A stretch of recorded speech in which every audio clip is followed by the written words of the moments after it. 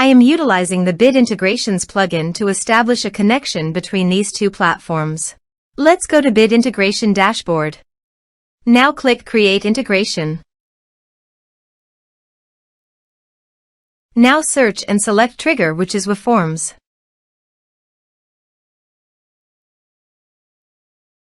Select a form. Click Next. Now here search and select Copper CRM.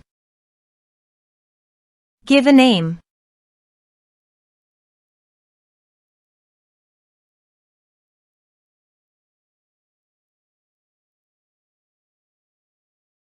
For API email and API key, please visit Copper CRM dashboard. Click on Setting. Now click on Integrations. Then click API key. Click on Generate API key. Copy API email and API key. Paste it in authorization page.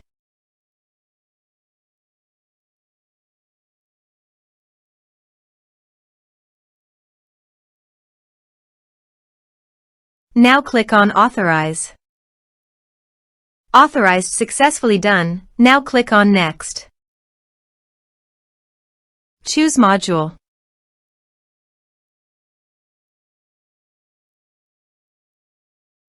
Now map the fields.